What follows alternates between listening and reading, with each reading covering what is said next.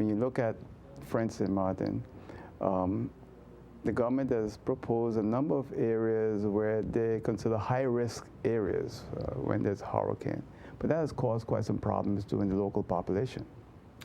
Well, the force is the Natural Disaster Risk Prevention Plan is a regulatory document that is the responsibility of the state government.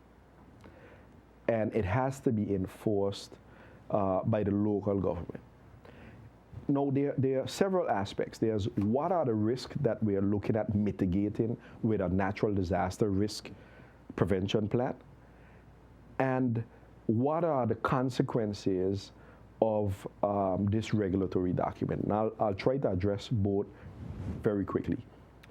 The force is, when you look at a hurricane, you have deaths, you have damages to infrastructure, damages to buildings, and economic activities that were destroyed. So if you look at those four major indicators, those are what you're trying to mitigate with risk management and a risk prevention plan.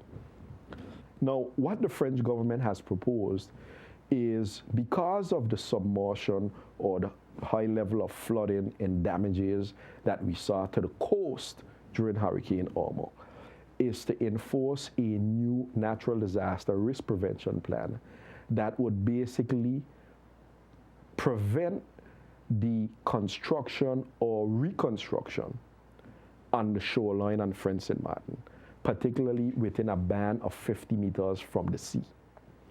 Now, it's obvious for the local population, which has been in those areas since we've known St. Martin. It poses significant questions regarding the value of their property, regarding where they will be moved to, but there are also questions around the economic activity that happens in those areas.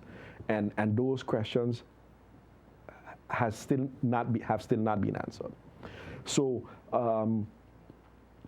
so the issue that I was asked to address is the economic impact of such a natural disaster risk prevention plan. I spent some time with some specialists on climatology and economic issues, looking at two aspects. The first is, when you define a 50-meter band around the island, why 50 meters, not 20, 30, or 10? So what is the probability of the risk that enabled you to determine that a 50-meter band is necessary among the shoreline of French St. Martin? So there needs to be some transparency regarding the hurricane forecasting model that says, well, we're going to have Irmas more frequently, and this is the probability of the risk, and these are the measures that should be taken to mitigate that risk. In my view, that is the fundamental question. What is the probability of the risk, and why are these measures necessary?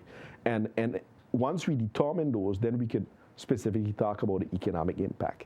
Now, regarding the economic impact, I spent some time reading a very interesting report written by the OECD on the impact and the risk prevention planning around flooding in Paris, or the greater Paris area.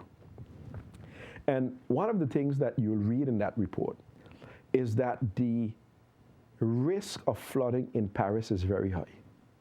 However, the regulatory document does not enforce any non-construction zone around the Seine River.